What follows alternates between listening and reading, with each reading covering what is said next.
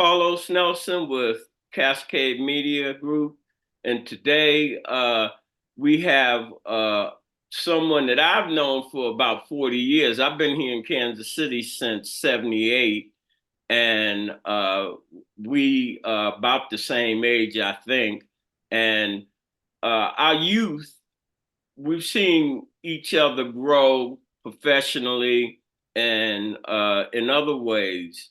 But without further ado, I would like to introduce Mr. Alan Gray.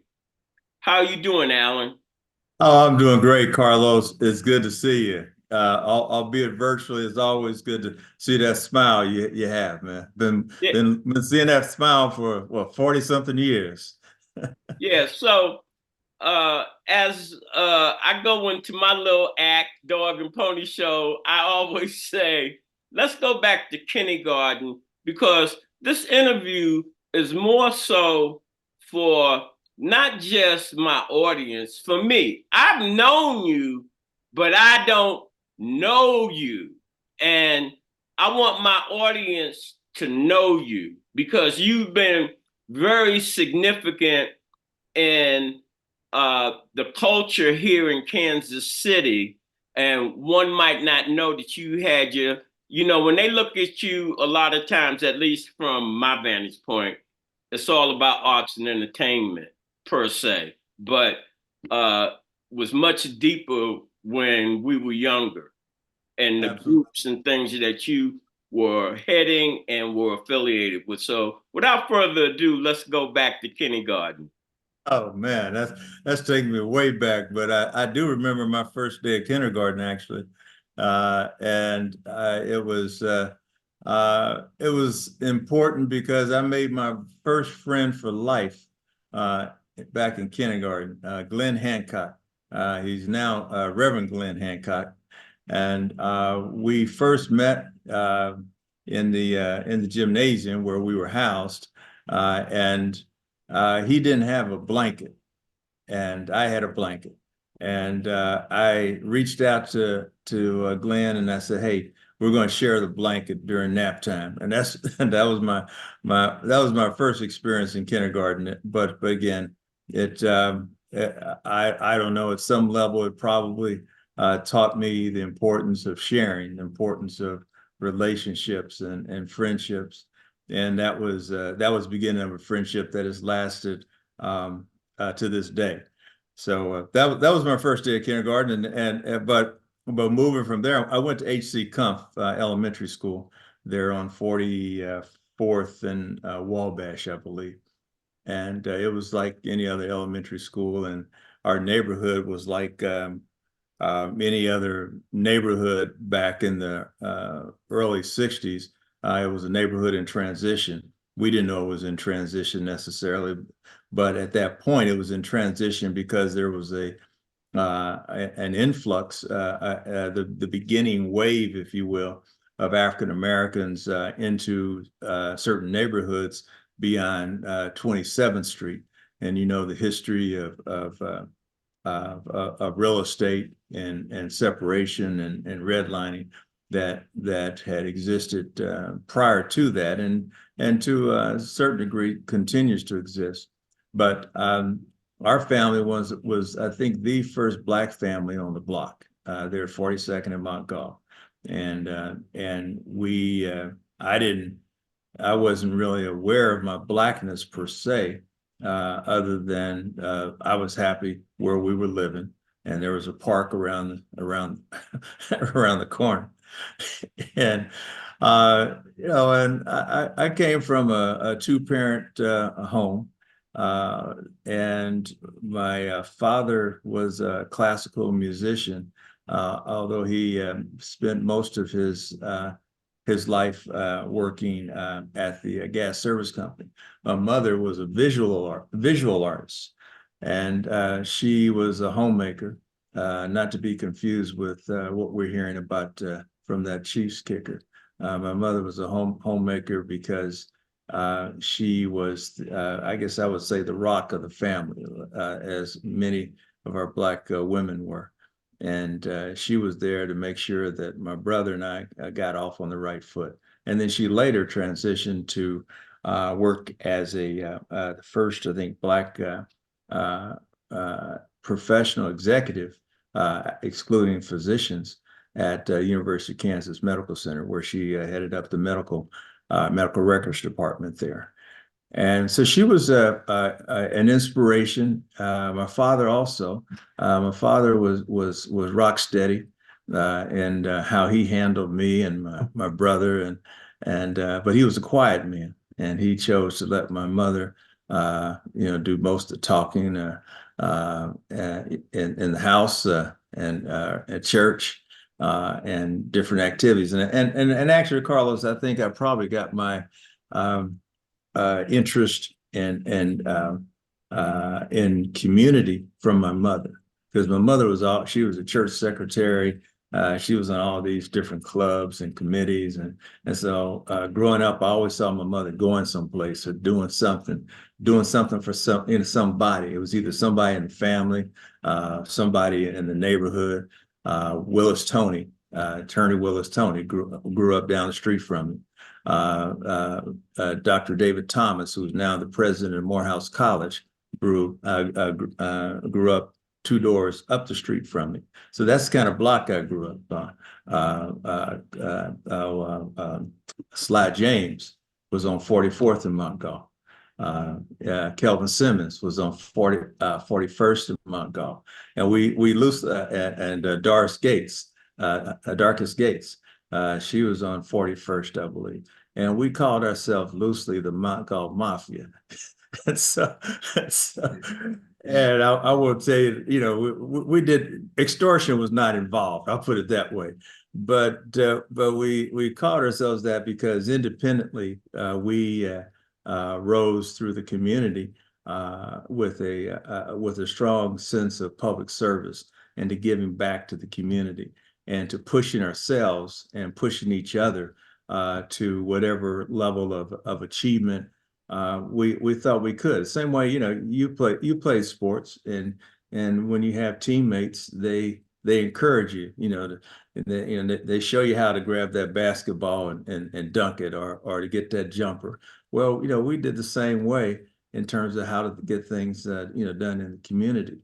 And so in high school, I guess the bug bit me in a big way about community service and international and national issues when I got involved with draft counseling during the Vietnam War. Here I was 17 years old, and but I'd had cousins that were serving in Vietnam, and I was getting a different picture and having a different conversation with relatives about Vietnam than what Walter Cronkite was showing us. And so it caused me to work with Arthur Benson, I'm sorry, who was I think he was the head of the ACLU at the time. And my first foray into politics was I ran for student mayor of the entire city. It was, I don't know how many high schools were involved, but I put on a campaign like no other campaign in the history of student government. And I won by a landslide. And part of my marketing, I guess I could say this 60 years from then, is that I had a good friend who was a cheerleader. And she had been to cheerleading camp and had made to some good friends with other cheerleaders around the city. And so we were able to convince all the cheerleaders. Imagine this, Carlos, all the cheerleaders. I'm talking about Missouri schools, Johnson County schools. We convinced the cheerleaders to all show up on election day.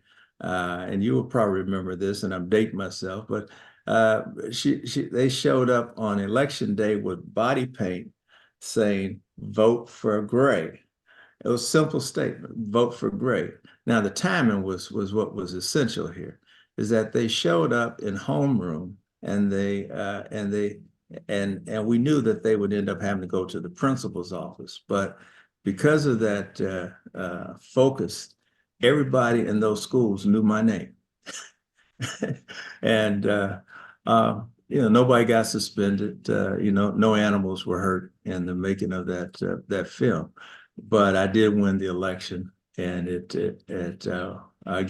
kind of sparked my interest in politics and serious issues. At high school is people are going to sock hops and proms, and I did that, but my agenda had I think was a lot more forward thinking and germane to what was going on around us. I wasn't. It wasn't a big deal whether I hung out with the fellows at McDonald's or the donut shop, but I wanted to make sure that we were focused on bigger issues. So you stop me anytime because I can get on a roll here. Listen, as I said before we went online, this might need to be a two-part interview. Sure. I feel Cascade Media Group, we just don't do interviews. We are a suppository, sort of an archive for our community. And as I said, listen, I said I've known you since 78. I really never knew that you grew up in Kansas City. I'm saying when I did some things with one of them city councilmen from north of the river, his father had been a mayor, and you learn when you do this. And I did I interrupt you? No, okay. Well, I want you. I love the progression that you are really giving insight on the eras that you grew up. I wish you would put some dates to that. Sure. But another thing that I'm learning some things that I plan to use in communicating with my community from you as this interview is going in progress. So I'm good. Why don't you go from where you left off? You were in high school, and let's keep it moving. All right. Well, I'm gonna jump back just a little bit. Again, I grew up on 42nd in Montgall, and on 43rd in Montgall was a church. The building is still there today. A stone church at that time was called Friendship Baptist Church. We're now over on 35th and Chelsea, but that's been the church that I have attended most of my life, and still a member. But I only say that to point out that faith and religion has always been part of my upbringing. With my father, my mother. I come from a family of ministers. Some are all over the country now. I'll often tell the story about how, we sort of have part-timers in church nowadays. You go in and you do an hour, maybe 90 minutes, and then people start to shifting in the seats, and they're looking at the watch. What time does the game start? And I got a reservation down on the plaza. I got to get to, and that's what our clergy typically deal with. But as they say, back in the day, Carlos, man, I would try to go play baseball or basketball or football down in the park, down at Oak Park. And I would get as far as the corner when someone from the church would peer out. I think they had spies. But every time I'd get to the corner and I'd hear my name. And they say, sometimes they call me Alan, some they call me Master Alan. What are you doing? And I said, and when you hear an adult's voice back then, you always feel like you're in trouble, even if you haven't done anything. And so I didn't know if I was supposed to confess everything that I'd done. And so I was always stuck in the crosshairs with the dilemma. So I would just answer. I said, nothing. That was my pat answer, nothing. And so they said, well, since you're doing nothing, why don't you come on in come on in here.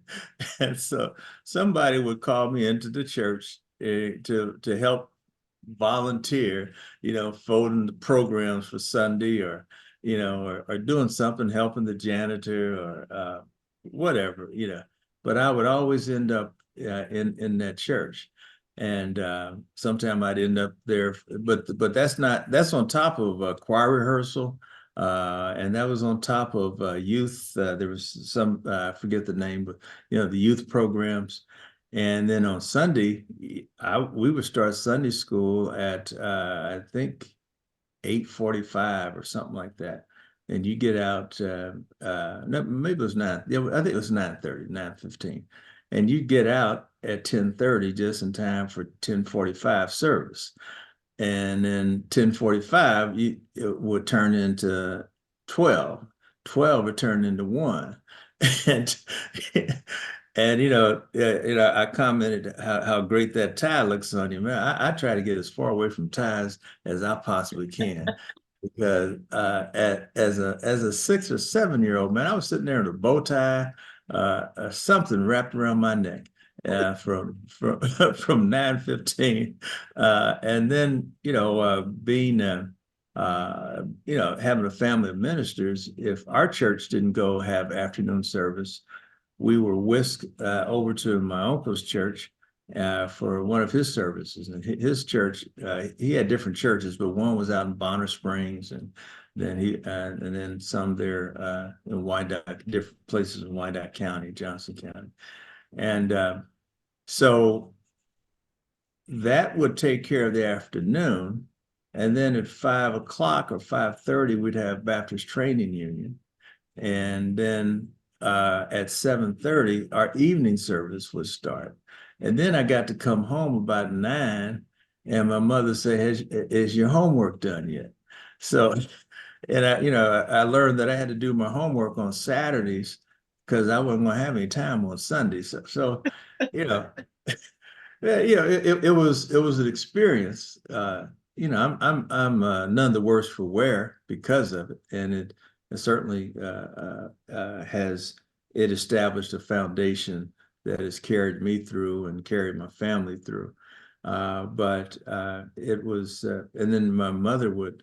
I mentioned my mother was an artist, and she always had some program that was art related, and I took her talent, and she would volunteer me to do a big program, and she would tell me on Saturday that I had this program to get done for Sunday, for Sunday school or something.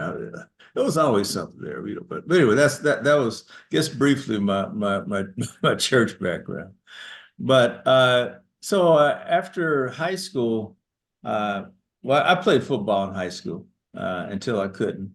And I was never any good at basketball. And that's why I always admired you brothers that knew how to play basketball, because I can't play a lick of basketball to this day. And I was the laughing stock of my family, of my school. Anytime there was a basketball involved, I tried to stay away from it because I just didn't have the skills. But I did learn after an injury, a football injury, I did learn that there was more to the world than sports.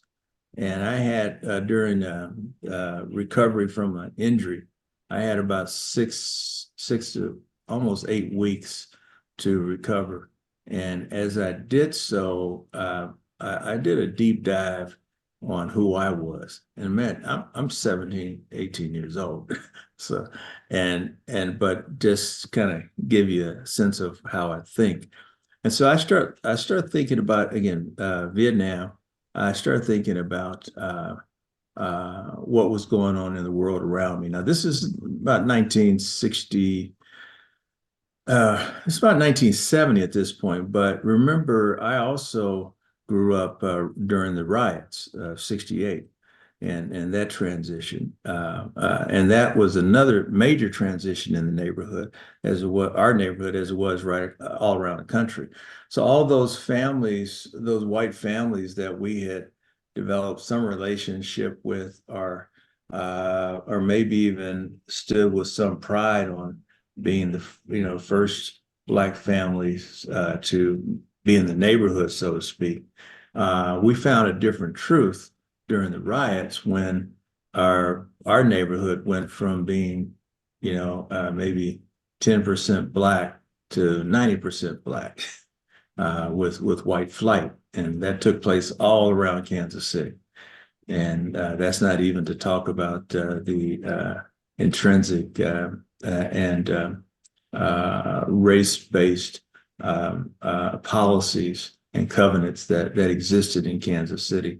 I think up until Carlos, I'm going to say up until the 90s with Senator Wilson, when she was able to get those covenants changed at a legal level, at a policy level, with the state of Missouri. And so there was the neighborhood changed, the people around us changed. Another thing that took place back then was, and I don't know the exact dates, but it was in that same range. They decided to build the Bruce Watkins freeway. And I was in the sixth or seventh grade when that decision went down, or when they started implementing it. And they started buying up all the houses to make way for that parkway. And that whole swath of land between basically 18th Street or downtown, I guess from downtown all the way out to Grandview. And what took place in terms of that dynamic was that displaced hundreds of families whose homes were disrupted by that project.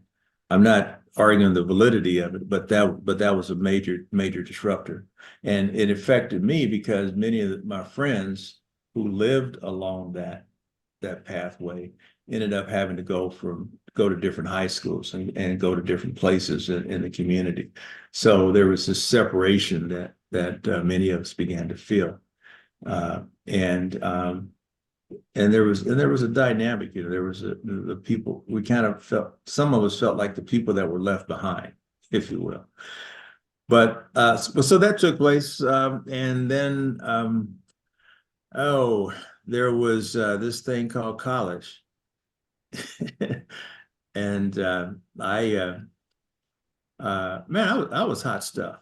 I mean, you couldn't tell me nothing. I mean, I was Mr. This, Mr. That. I think I received about every award there was to receive as a student, locally, regionally, and a couple of national things. So when it came to college, although I honestly, I didn't give college a lot of thought, but when it came to college, I decided I was going to want to go to Dartmouth or KU, and until I came home one day. I think this was in the summer. It's like July, I believe. I came home one day from working. I was working at Sears for the summer. No, no, no, I take that back. That was another. I was working at Sears and the gas service company. I was laying pipeline. I was laying pipeline, digging holes and for gas pipeline around the city, and didn't realize it at the time. But they had given me the most dangerous job available as an 18-year-old. I was down there responsible for your gas line and digging around that gas line. But so I come home one day, and there in my living room, my mother, my minister at that, my former minister, Dr. McKinley Neal, and Dr. Carl Peterson, and they were sitting there, and I don't know why they were there, but they quickly told me why they were there. Carlos, they said, "Well, we're here to shape your future." And we've decided that you're going to go to Morehouse College. And I'm like, I don't know. I've never heard of Morehouse College. But they said, we've already talked to the dean, and we have a ticket, a plane ticket for you go to Atlanta. I want you to meet with the dean, and he will show you around campus, and school starts in a month or something like that. So I'm looking at my mother for some help, and she's like, she's already bought into it. And I fly down to Morehouse, meet uh, uh, Dean Nix. Now, Dean Nix weighed about 400 pounds. And when I saw Dean Nix, I thought I was coming to a funeral because he had the black suit on and had a white handkerchief, had a tie. And if you've been to Georgia in the summertime, that's not what you're supposed to have on. And he is sweating profusely. And he's got this handkerchief, and I feel sorry for this handkerchief because he's beating it up. He's beating that handkerchief up. And he's leaning on this like stair rail, and he says, Alan, I'm Dean Nix. I'm the dean of students here at Morehouse College. And I'm looking around, I'm thinking, where's the college? Because at that time, there was about 5 or 6 buildings and a bunch of red Georgia clay. And I was not impressed. And he starts walking me around the campus, and he says, well, that's Sale Hall, and that's Robert Hall, and that's Graves Hall. That's where you'll stay. And he's showing me the oldest building in Atlanta at that time, Graves Hall, and that's where I'm going to stay. It was roach infested. You're supposed to be excited about that. Oh, I'm supposed to be excited. Right. Now I've been down the road to KU, air conditioned dorms, swimming pools, movie stars, you know. And he's walking me through this. And again, I'm worried he's gonna have a heart attack because he's struggling. And I looked at it, and there were a few students there for the summer program, and they didn't look happy. Everybody around me just looked hot. And so we walked, and he showed him, but toward the end of the tour, we walked toward Chestnut Avenue, and I noticed a trickling of individuals of the opposite sex, individuals of different hues and different backgrounds, different parts of the country, different accents, from the Bahamas and from New York, from LA, from like Seattle. College. And so my eyes begin to open up to the importance of having an education in Atlanta, Georgia, and the benefits of matriculating through that great institution. And there before me were the gates of Spelman College, and it was in full bloom with the students there for their summer program, so I know, looking back, I know that Dean Nix, he had planned all that. He was a smart man, astute to no end. And so my response could only be, well, when does class start?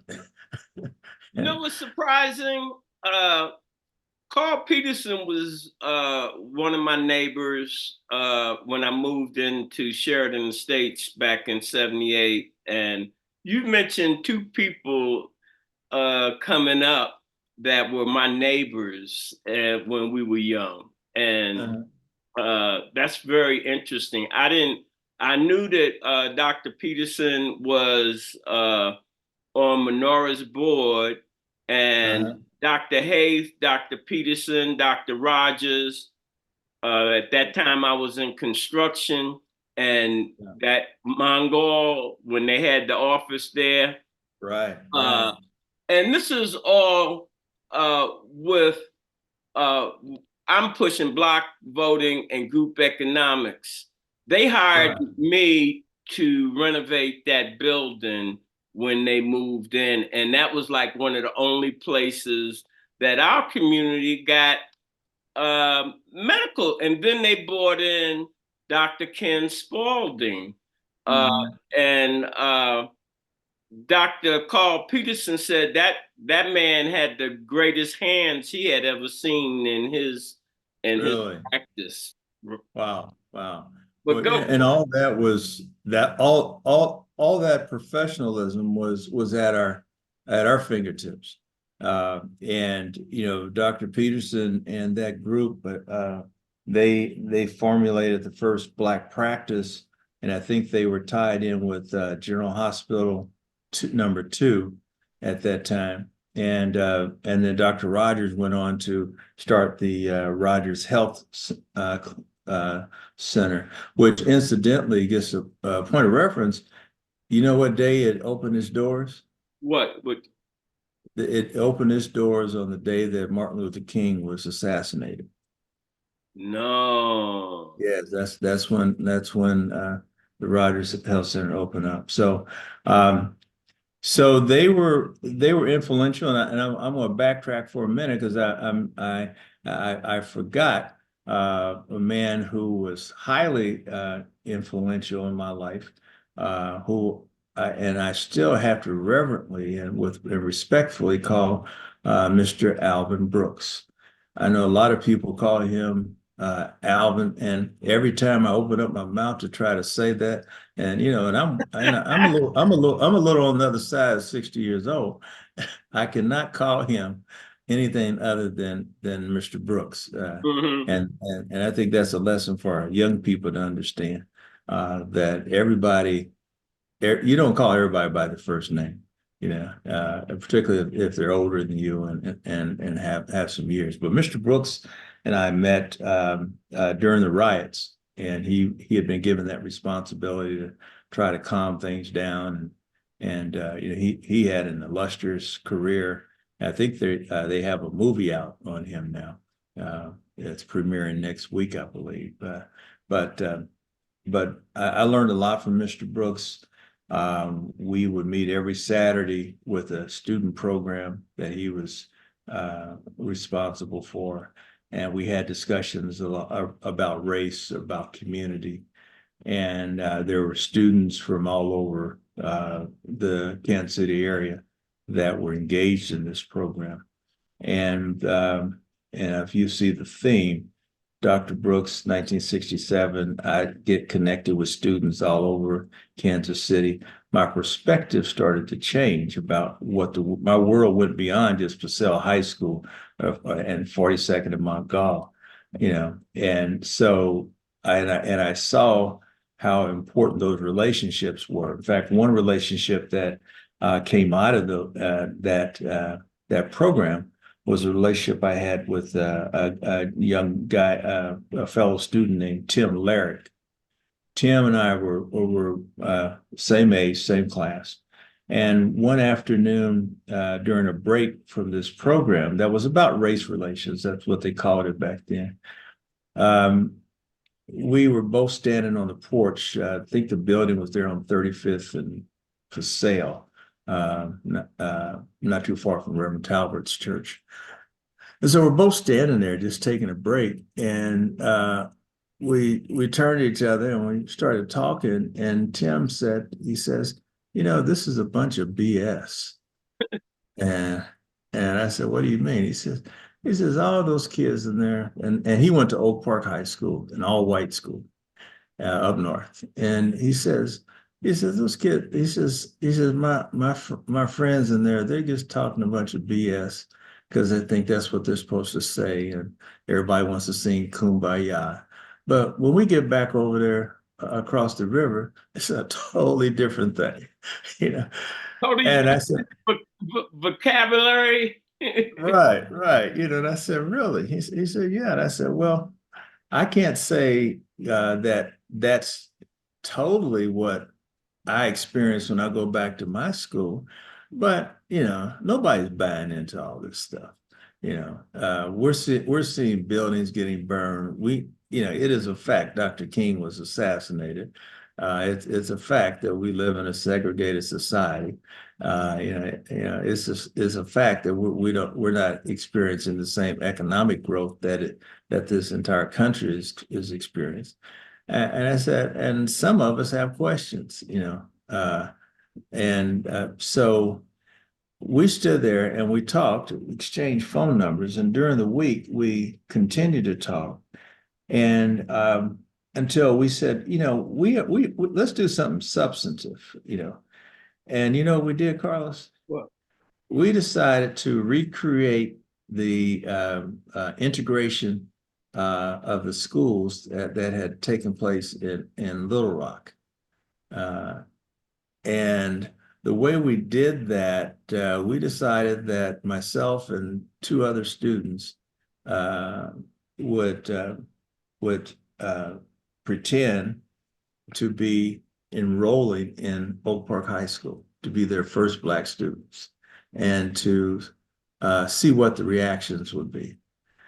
And so we got permission from the principal of my high school, and he got permission from the principal of his high school.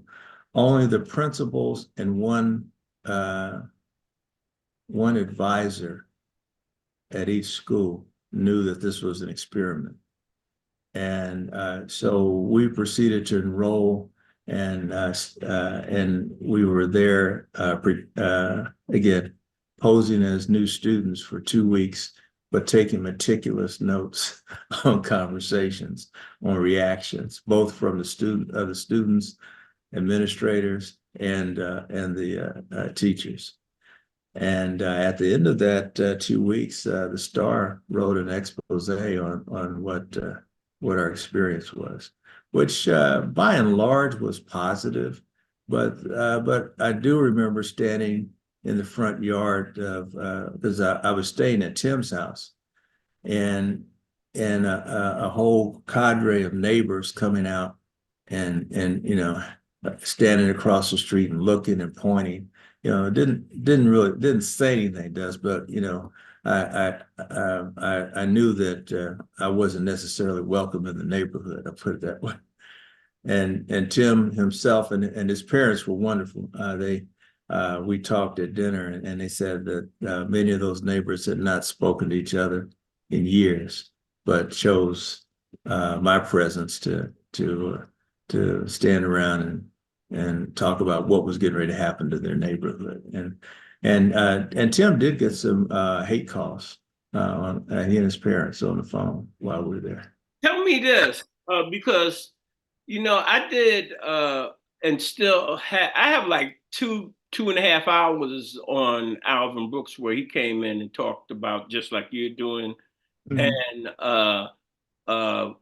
Margaret May's husband.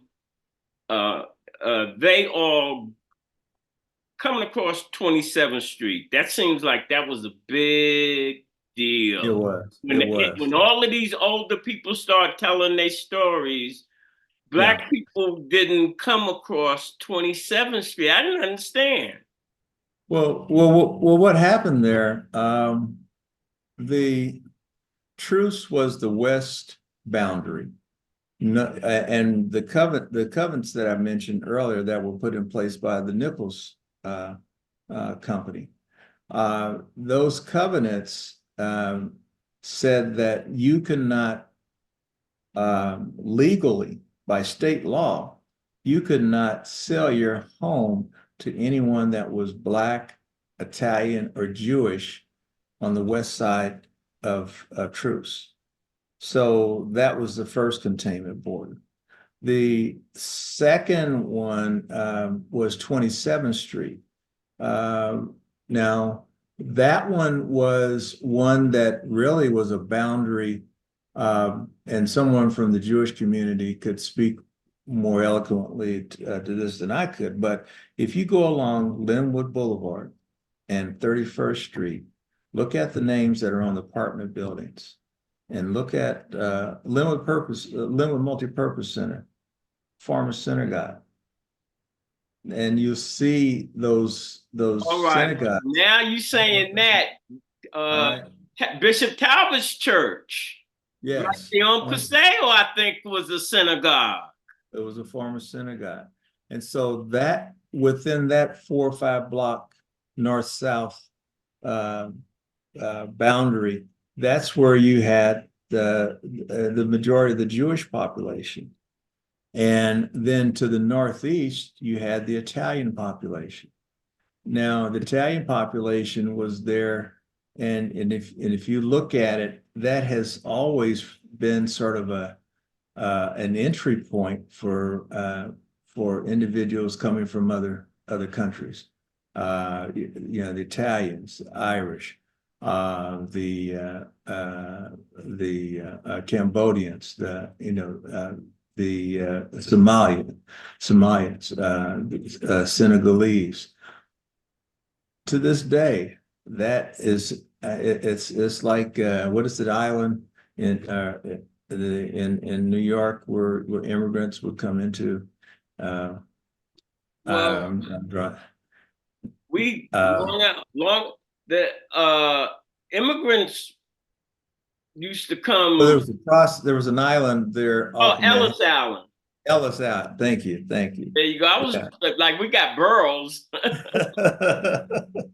Yeah, so that's kind of how the entry points have been in Kansas City, and you can always kind of identify who the next group is by, like the same way in New York, I used to identify who the latest group was by who was driving the taxis there. You remember when the Russians came in, that they took over the taxis, and then the Middle Easterners have taken over the gas stations and what have you. You can tell the newest immigrants. This is what I want to ask you, self-serving a little bit, because this interview probably will be 3 parts, but I can get some honest answers. I keep going back to block voting and group economics. How did that play a part in getting our community a seat at the table? Because I came in 78, and when I came, I was introduced to basically through Jim Watts, Carl Bussey, Fuzzy Nelson Thompson, Charles Hasley, Bruce. Well, I lived in Bruce Watkins was another one of my neighbors when he ran for, and things were at a critical point where the neighborhood felt that we needed a seat at the table, and I felt that coalition utilized block voting and our group economics to make some headway. Could you expound on that a little bit, if you would? Yeah, I think what was taking place in 78, and I returned here in 76, not too far ahead of that. The neighborhoods were changing. There was organized, the Black community was organizing around politics. You had Freedom Inc., and that Fuzzy and Carol Cole and Doc Holliday, and Judge Hughes, right? The old man. So they were starting to organize politics, understanding that was, and that was a lesson from the 60s, from King and others, and they could look at what had taken place or was taking place in Atlanta and Philadelphia, Chicago, where Blacks controlled certain parts of the community and could therefore vote their own representatives in. Notwithstanding gerrymandering. So the same thing was happening in Kansas City. There was great exodus in the 3rd district. In the 5th district, maybe it was half and half. And with that political organizing, people were able to focus their attention on the issues that related to them, be it education, be it health, be it housing, economics. And the early discussions like that has started with SAC 20 and with what's his name, Harris, the contractor. That's my daddy, Alex Harris. Alex, oh, your dad. Yeah, when I Alex say Harris. that, I came here painting broke, painting for Right. $25 a day, and through all that organization, Watts introduced me to Alex, and Alex had Mocan, Right. and Right. that was a stepping stone for me to get into construction. Right, right. So you had that. So you had that political element that was being organized, and then you had the government on a national level responding to the call, the cry to rebuild the cities. You had the Model Cities program, for example, and there was a lot of you had HUD that was starting to raise its stature and to help develop cities. And so these things were in motion, and there was money flowing at that time, to back it. And if one had the organization in place, one had I guess, the fortitude, and then had a vision, like many people that we're discussing. There was a pipeline for opportunity for those things to be put in place. And you had the housing developments. You had in some communities, you had shopping centers that were being developed. Businesses were starting to be created, and even within the community here, there was a resurgence of the entrepreneurial mindset that had kind of grown dormant. You look at 18th and Vine, that was a bastion of Black economics at its best. Maybe not at the level of Tulsa, but that was our community, and that's where dollars flowed and they circulated within our community. And our businesses, our restaurants, our barbershops, our lawyers, our physicians, our educators, the goods and services that we needed to the grocery stores, goods and services that we needed to sustain ourselves as a community were right there at our fingertips. We didn't have to go down the street to Costco and be a slave necessarily to what prices were being dictated there. And then their own internal credit system. If I got laid off at my job and your dad owned a grocery store, I could go to him and say, hey, I need to feed my family this week. And you remember what he put it on your account. Alan, you have such an incredible, not so much just memory, but the fabric that you're talking about. Anyone that has lived in a Black community, whether it be Kansas City or New York or wherever, can relate to what we're talking about. Right, right. And the thing is that what we're talking about is what communities all over the world exist within.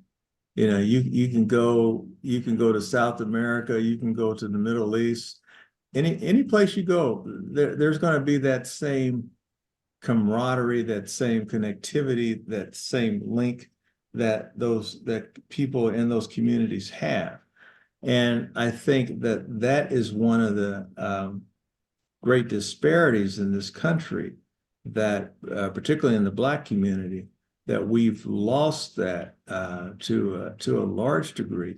And while we certainly hold responsibility, It's certainly when you again I reference Tulsa, Black Wall Street. That was intentional. That was an intentional message sent to the Black community that no, we're not going to allow you. We're not going to. I don't care what your dreams are. We're going to find a way to tear those dreams down. And that is a message that I think uh, held held true in our minds, in the minds of Black people for many years. And I was talking to my young cousin, and I'm getting off a little bit, That's all right. Hold it. but I was talking to my young Please. cousin. You remember the Gap Band? Yeah. Come on. Do I remember the Gap Band? What? Did I remember being born? Yes. You Black and you don't know the Gap Band? The Gap Band. I was talking to my little cousin, and he had never heard of the Gap Band. And I said, "You haven't heard of the Gap Band?" And he said no. So I started telling him about the Gap Band, and I was trying to find here. The Gap Band, they got their name from the three Black neighborhoods in Tulsa, in Greenwood. It was Piney and Archer, and I forget the G. I always forget what the G stood. But anyway, so that's where the name came from. These brothers were conscious. So you remember the song "You Dropped a Bomb on Me"? Right. And that's what they social every, conscious. I know. Tell the audience. Every people to this day think that was one of the greatest songs to dance on, and I used to dance on it. But listen to the words. Message. And listen to what these brothers were telling America, and in the same kind of coded messages that we've had to exist in for decades. Listen through slavery. Wu-Tang Clan, and you really have learned some stuff. Yes. And so what people don't realize is that it was only in Tulsa that America has ever bombed its own people. And what that part of that message was is that as a Black man and Black women, we bought into the dream of America. We thought that if you worked hard, that and you paid your taxes, and you went to school, that you too could participate. And in Greenwood, that was the case until it wasn't. And America went so far as to allow its own people to be bombed. And that's what that song is about. You dropped a bomb on me, America. I wasn't prepared for the realities that hit me on that day. And so anyway, that's just a message that I think that and where I'm going with that is that that message resounded throughout America. That was the summer of 1921, I think 1922, when there were riots and massacres.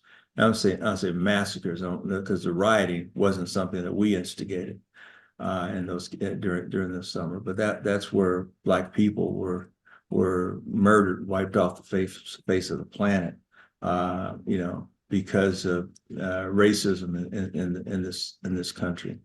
And that's something that was a reality then, and that's something that we always have to be conscious of and be aware of, and ask ourselves the question: why is this happening? Why did this happen? And I think that's something that we have to teach our children to question. I grew up, in the 70s, and the mantra was question authority. Now, I think it goes past questioning authority. It's just question your circumstances. Why is it that my neighborhood looks the way it looks? Why am I buying that car? it goes down to to all those decisions.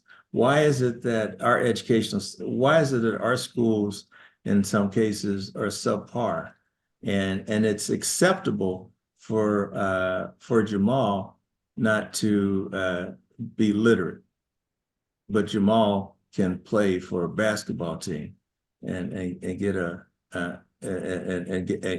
have that team win championships, and that university make millions and millions of dollars. Let me interrupt All you right. for a minute because in this campaign, you've hit on like two or three different things. When we talk about block voting and group economics, you talked about it worked because it was organized. Mhm. All right. Then you talked about I came home, Dr. Peterson and them sitting in my living room. All of that Mhm. comes with organization and cultivating the brightest in your community. You Mhm. also named a half dozen people that came out that small community that I wanted to say that are titans in their industry. In our little lane, they are. Kelvin Simmons just did the only new building down there on 18th Yeah. and so forth. This other guy you mentioned, president of Morehouse, and and so forth. So Okay, and yes, to their point, Calvin. Remember I told you, Calvin Montgomery. Sly James was mayor when I started my project. Now I'm not talking about, I'm just saying that we were three Black men with conscience and uh, thinking in the same direction in terms of building community. There's something about that foundation that you get, and that's where Dr. Peterson and Reverend Neal, sitting in my living room, they saw the responsibility that they had as leaders, as Black men, to make sure that whatever they saw in me, that I was direct put in the right direction. I went to Morehouse, and my mentors in Morehouse were Maynard Jackson, Carl Ware, gosh, Jesse Hill. how With all, important speak to parents right now, and we might have some young adults that look at this. Speak to them about how important those mentors were in determining some things for you. I think having a mentor is very important. Uh, and I look at the first three words, first three letters is men. Now, this has nothing to do with women. I'm just talking about men right now. But we as men have a responsibility. And having a mentor helps save time. Having a mentor can galvanize in your mind what you should be doing. And I'm sure without knowing it, Carlos, I'm sure that there were times when you went down the street and somebody grabbed you by your collar, and Dr. Lewis at Central State University grabbed me by my collar because I was like, I'm a gangster. She's like, right. hey, you better get in there and get this test the measurements in kinesiology because you done failed it 3 times, but Yeah. you're not going nowhere until you Right. pass it. Exactly. And we have to, and that's a good word. I'm glad you brought that word up, failure, because there's a term I've heard often, and I can support it, and it says failure is not an option. And in our community, we can't afford to fail. There Uh, we go. but the other side of that is that we are all going to fail at something at some time in our lives. And that's when it's important to have some network some mentor, family member. It can be your best buddy that is telling you, hey man, get up. It's another day. If you ever been in a fight, you don't lose the fight until you don't give up, until you don't get up, and so the world's going to knock you down. And I think that's one of the problems that I see with our young people, that in some cases, they have not learned how to fail and how to recover from failure. And there's a lot of people, a lot of good people out there that have gotten down on themselves because they see themselves as failure. We had a brother from Morehouse. I can't remember his name offhand, but he spoke at the baccalaureate services this year at Morehouse, out of Baltimore, Maryland, one of the most dangerous neighborhoods in the country. And he had failed high school. And his high school counselor told him, look, you're not going to amount to anything. And you best get a trade, and that's the best you can hope for. Well, neither he or his parents settled for that. So he went back and he got his GED. And from there, he applied to Morehouse, went to Morehouse and went into their summer program, their prep program. And he was told that he couldn't get into Morehouse because they discovered that he had a GED and they didn't accept GEDs, which I think has since changed.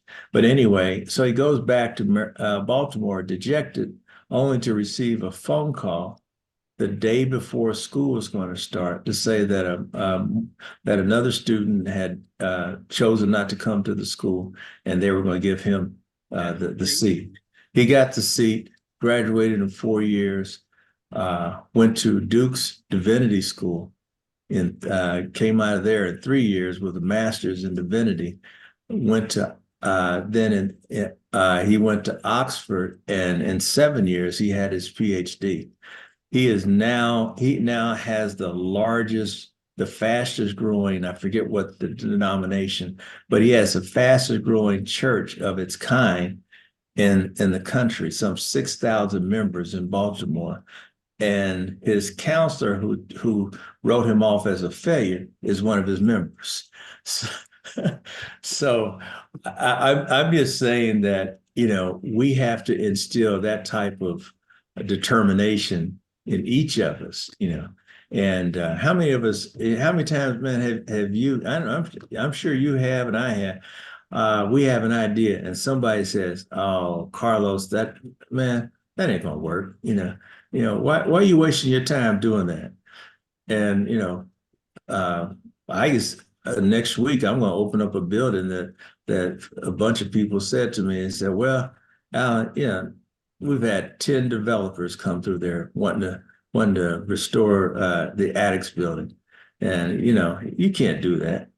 When I started Alvin Ailey, I had people, well, who are you? You're just this young 28-year-old Black man who's never headed up an arts organization in your life, coming to us, telling us we're going to raise $327 million, $327,000 to bring in one of the most prolific dance companies the world has ever known, the Alvin Ailey American Dance Theater. You can't do that. I want to go back to now. This is where I want to go. So before Alvin Ailey, I think it was before or right around, let's talk about your gentleman of distinction. See, because all of this camaraderie and movement on the political and economic side back in the late 70s, early 80s also had the movement, social movement with consciousness. Talk about how that gentleman of distinction group came about, because I thought that they put a lot of things out front that needed to be discussed and participated in by individuals in the Black community. Well, the gentleman of distinction grew out of a relationship, friendship that I had with the late Michael Fisher. Michael and I had known each other in Atlanta and had worked together around different political campaigns, notably Maynard Jackson's campaign. And Michael was an advisor for Maynard, and several of us were members of Maynard's student. I hate when people do that. I'm gonna stop doing That's that. so nice. But it gets the message across. The message, baby. We were part of the student advisory group that was connected to Maynard, who was our mentor, and he told us different things, taught us about politics and taught so when you come back to Kansas City, I was here, and then Michael came here as a fellow with the late Dick Berkeley. Mayor You Berkeley. know what college Michael went to? Hold on. Not Wilberforce. He Central went to State, where I'm from. Central State. Yeah, yeah, that's right. That's Central right. State, Wilberforce. I knew it was in He was Ohio. president of the Alumni Association here also. Really? Okay. Yeah, well, that's where he came from. And so we were already good friends. And one day I decided to throw a surprise party, me and a few guys. And we were all single at the time. And so we decided to throw this party over there, and we talked to Ollie. Ollie let us, he was living over there in Crown Center, and he let us.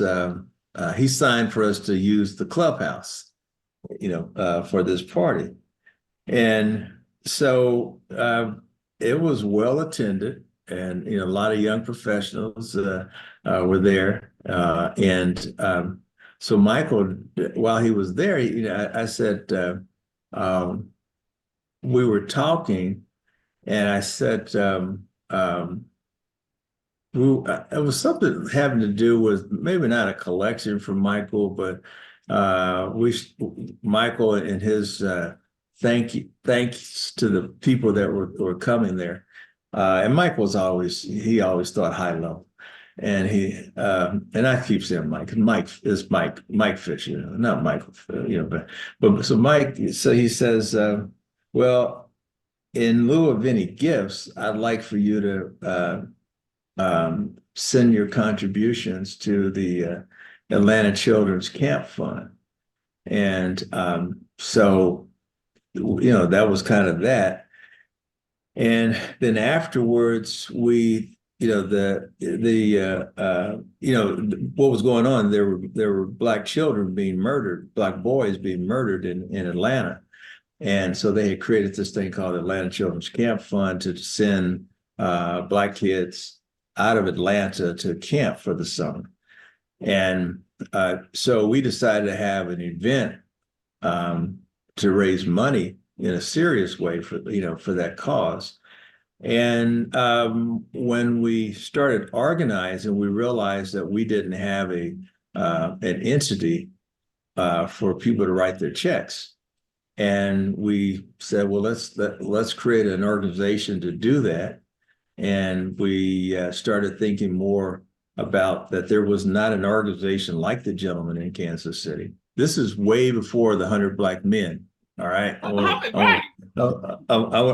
would put an exclamation point in that. And so we created the Gentleman Distinction, got our 501c3 and had a party. It was very successful. And people ask us, well, when are you going to have another party? And we hadn't even thought about that, but we looked around, and there were some other things. I think what is I'm going to call it the children's home there by Lincoln High School. I know where you. Yeah, but we raised money for them, and it just started to snowball. The parties kept getting better and better, and the attendees kept getting Then you more and had more copycats. They wanted to copy what y'all were doing. And often. every black, I don't care what they say, every black business person that was trying to move up wanted to get into that group. I don't Yeah, know yeah. how what your standards were or how you let people, because people used to come to me and be talking about the gentleman and they want to get in and they can't get in, and then they try to throw some mud. They think that, well, why you trying to get in if they? Well, you know, and you're right, Carlos, and we recognized up front that we had to have some standards because after the first couple of parties, we were starting to be known as a group of single men that were just trying to collect phone numbers and break hearts. But that wasn't our cause at all. We were young and we were single. We were professional and we were good looking. We most of us were driving BMWs or something like that. So we were an attraction. You know, I could say that years later. But we had bylaws. We had standards. We even had a template for having the parties. They just didn't happen. You know, we had a guest list and an invitation list, and unless you were on that invitation list, you didn't get in our parties. That's what I'm And saying. The people was and coming to and me, and if I was like laughing. and if if you stopped showing up at our parties, we took you off the invitation list, and woe be unto you. So but the thing that I think one of the secrets that we had was in our marketing, we always had parties at interesting venues that perhaps people in the Black community did hadn't been to before. So there was the curiosity factor, and then we had a certain level of prestige that we added to it because it was an exclusive group. And then there was a fee always associated with the parties. So that meant that there was a value associated with it. And then finally, and this is not necessarily this order, but finally, we had something to raise the consciousness of the people. So we weren't, and I wish that we had copyrighted this, but we were the first, and we were the first, and we coined the phrase "party for a cause," not Tom Joyner.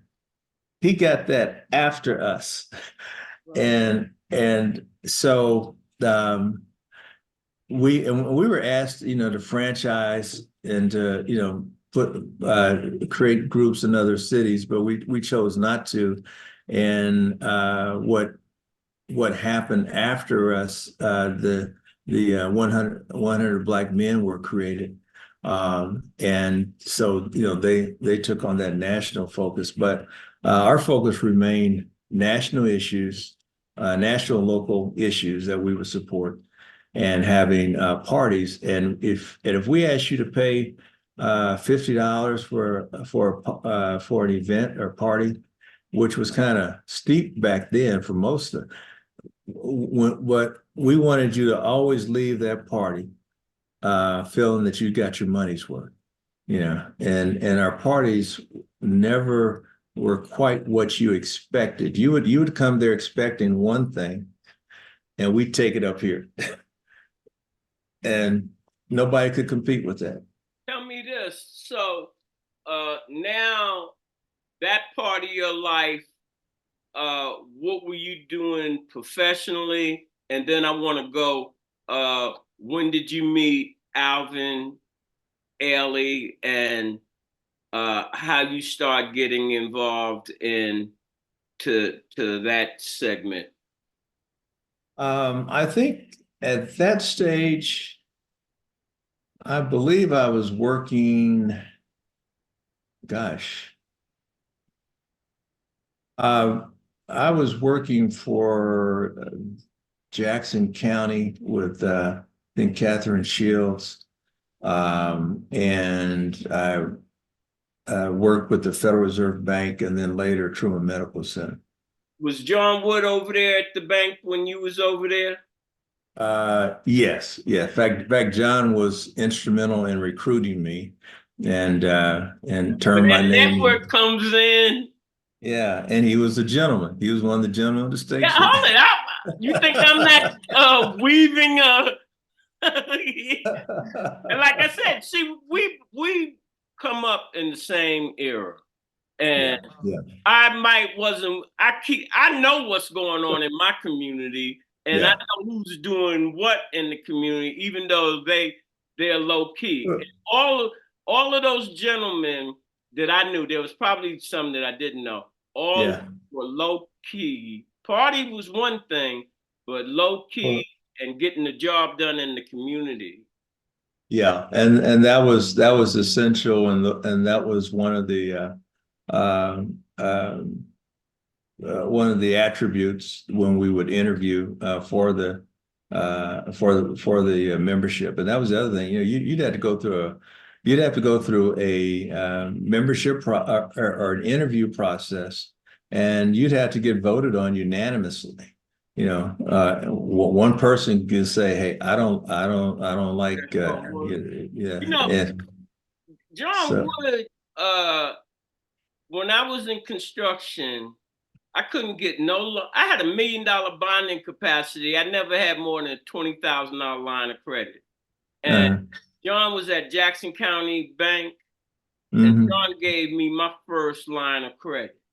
Yeah, And yeah. that's where I'm taught, why I keep But going back to this block voting and group economics and communications and us using our brain power and our financial power to make things happen. Go ahead. the other thing I would add to that, Carlos, is, and I think sometimes it falls on deaf ears, that um, we don't teach enough or emphasize enough the importance of reputation and relationships. You know, if you call me up and say that you need something, to the best of my ability, I'm going to try to help. I'm not going to put you through a bunch of questions. Well, why, what, and all that stuff. And if I can help, I'm going to help. And if I can't, I'm going to look for somebody who can help. And that's the way, and that's because relationships, that's built on trust. That's built on, as you said, knowing the person. And what we don't realize is that's how the whole world operates outside of our community. You know, uh, People that are building these projects, yeah, they have to present a portfolio and a pro forma and all that, but they had to get in the door first, and somebody has to answer their call, and somebody has to receive a meeting, and I tell people, I said, look, when you open up a bank account, doesn't matter what bank it is. I mean, you can look at the bank's history if you want to, and that's fine. I said, but open up an account and then make an appointment with the bank manager or an officer, somebody in the bank, and sit down and have a conversation with them. Like you were talking about a line of credit. If you're in business, tell them about your business. Tell them what your plans are. Show them your business plan. Tell them, and let them know. I said, well, Mr. Smith, look, and after a point, it goes from Mr. Smith to Bob and to John. He said, well, Bob, look here. I see an opportunity in 18 months, and this is where I'm moving my business. I'm growing my business. So 18 months, this is what I want to do, and this is the result here. But I want you involved in that process. And what I mean by that, you're communicating, you're showing your business plan, you're getting input. He's a banker. He can tell you the financial, potholes, what? That's if they're willing. Let me interrupt you on that because I've been in business all my life. And when my business here in Kansas City, my godfather called the capo. Carl was my savior almost. When I say that, there was times when Carl lent me up to $50,000 out of his own pocket that I had construction projects and could not get capital to do the projects. Then one time I needed a bunch of money, about 70,000. I had the contract to put the tower out at KCI, the airport, the elevator had to be replaced. It was a $360,000 contract. And I had put the bond up and didn't have the money to even pay for the bond. And I went down to see Carl. I said, Carl, I'm in big trouble, like big trouble in Little China. And where Yeah. the library is downtown, the bank used to be. All Yeah. right. So Carl said, go down there, ask for this officer. I was scared. I'm young. I don't really understand how the financial system works. Mm-hmm. I go ask for that lady. She said, how much money do you need? I needed $100,000. I said, $50,000. You know what she said to me? How do you want it? I said, give me half in cash and half in a cashier's check. So uh,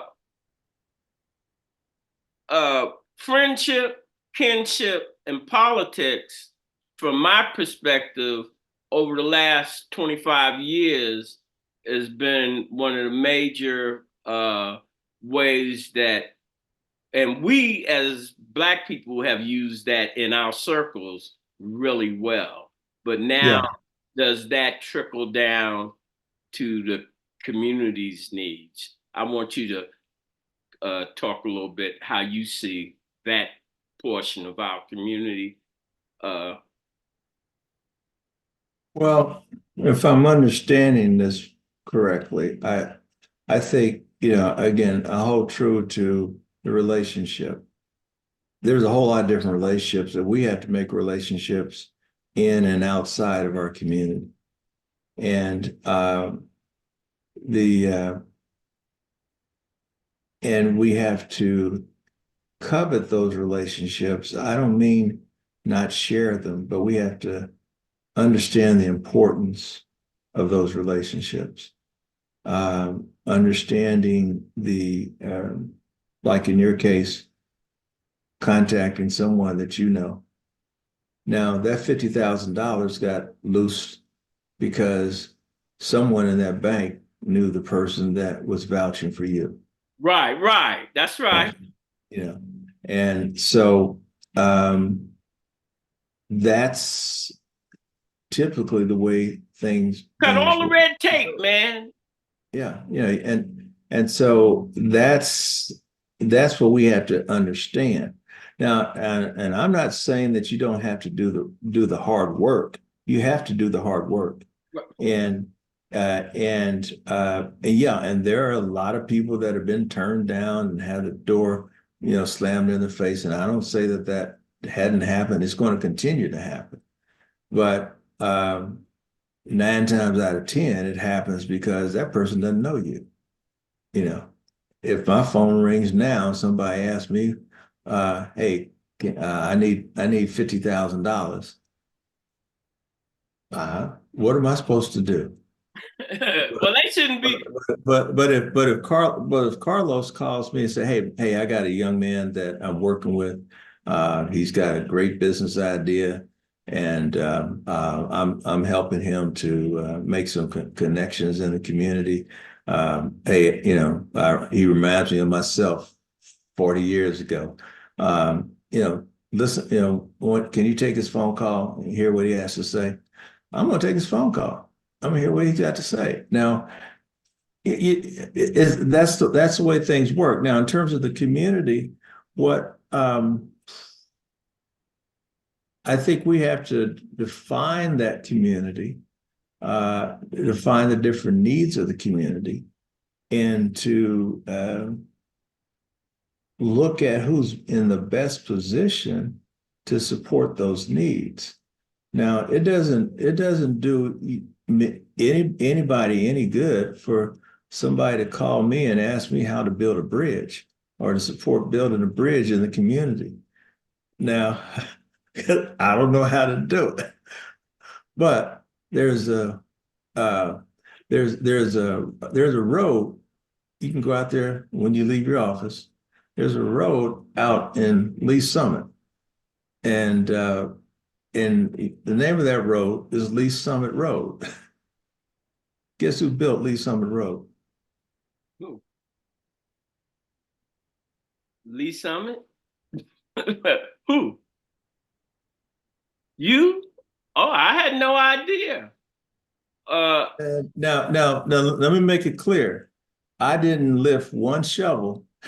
I didn't. I didn't drive one bulldozer, mix any concrete, but I put the pieces together to make Lee Summit Road possible. There's an interchange in Lee Summit, and it's called Strother Road Interchange. Guess who's responsible for Strother Road Interchange? You? Well, that's where the block voting group economics. But the way that came about was through the relationships and the connectivity that I had in the community and putting the right people around the table, asking the right questions. I mean, I was in a meeting with representatives from Independence, Kansas City, Lee Summit, Jackson County, and I think that was it. Now, those are no, not Raytown, but those are all cities that had land or that Lee Summit Road went through.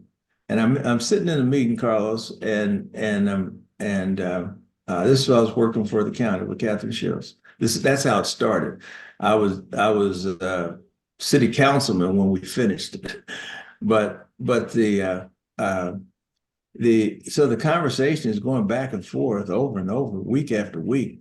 Well, we can't afford to build Lee Summit Road. We can't afford to build Lee Summit Road. We can't, and so I'm actually in the room with a guy I played football with at Paseo High School, where I went to high school.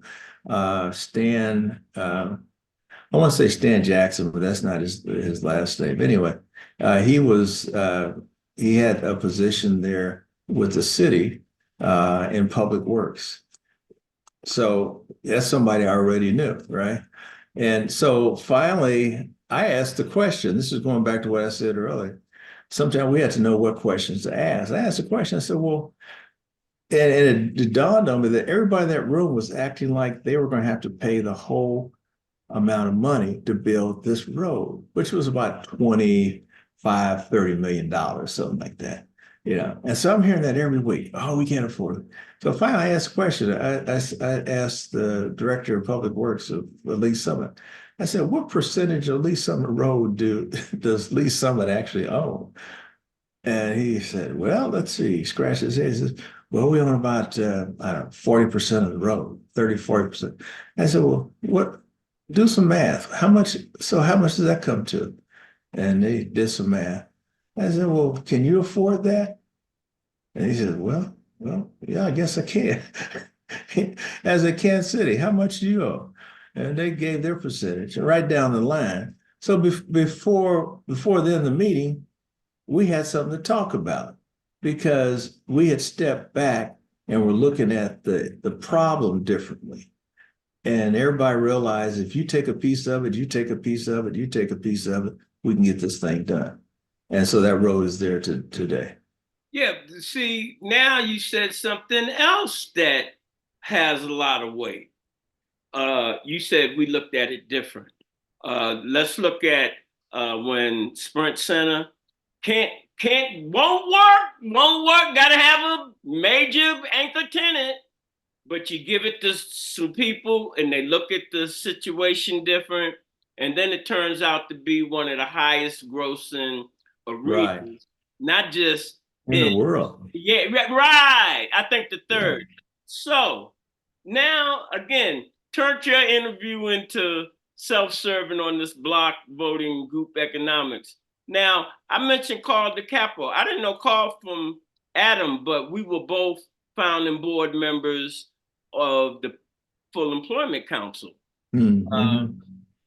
And Carl said, "You the only one on here got some guts, and I'm gonna make you my godson." So I'm letting you know that. So then, yeah. But I'm young. These are old people, old heads. Right. Inez Kaiser. Inez Kaiser had the first Black-owned women's public relations firm in the United States. She sat on that board. And she said, "Young man, you get, like you said, the doctor and them did you get over here and let me tell you about life and what you're dealing with." So I think it's super important to have these conversations and let our young people that we just didn't come up with these ideas and go the path that we are walking. There has been individuals that have influenced the way we think and put our priorities. Yes, exactly. And I think, that raises a question. I think our young people have to learn that the value of input, the value of mentorship, the value of people that have gone before them, because sometimes, and maybe we were the same way, Carlos, I don't recall, but sometimes there's a belief that what they're doing is new, and that they don't need anybody else, and that and that if they think that's the best idea. So I don't necessarily have an answer. That's more of commentary, but if I'm giving advice, and I mentor quite a few young people, and continue to do that. But it's very important to listen to people that have paved that trail before you, and you may have your MBA and you. I love it. I love you. All those things are good, and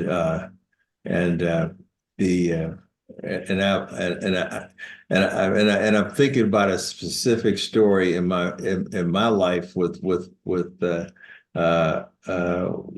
of my daughters, and so they won't know which one it is. Ha ha ha.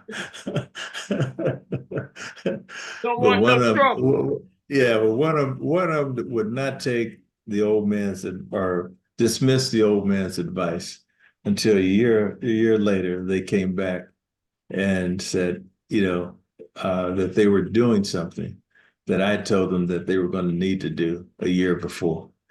So, but and I think they learned from that, and I'm proud of both of them and my son. But there's value in wisdom, and it's a value, and there's value in sitting at the feet of those that have walked that path before.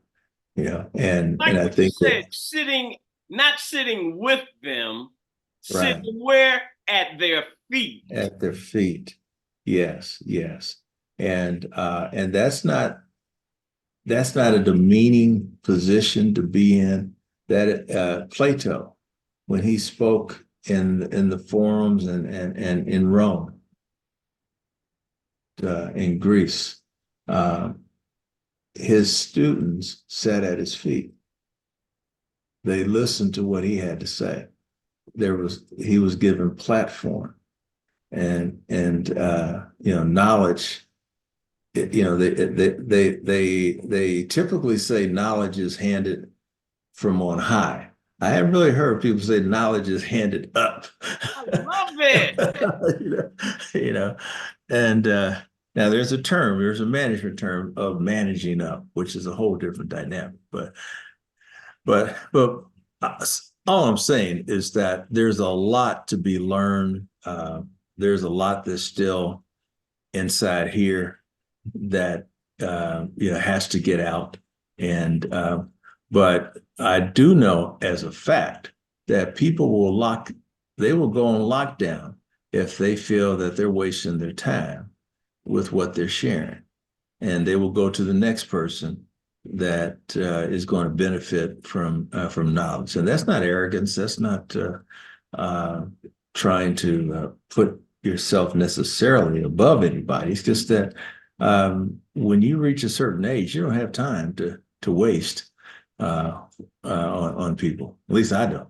And I'm just learning to see you learned that probably early, Alan. I have just learned that it's like profiling. There's only so many profiles in the human category, and when you've seen and you know better, you just be wishing that they were different. And the profile always turns to be true. And now you done wasted 2 years fooling with something or 2 minutes. That's where I'm at. And people be like you arrogant. I don't have time to waste on you. You don't want to listen. You don't even know people's background, what they have went through, who they know, and really how they can help you succeed. Right. And I'm working with an individual, and I won't say that I really know this person, but I'm having the opportunity to work with this person. And this person is a person of great unimaginable wealth. Okay. But Carlos, don't call me tomorrow asking, can I hook you up for lunch?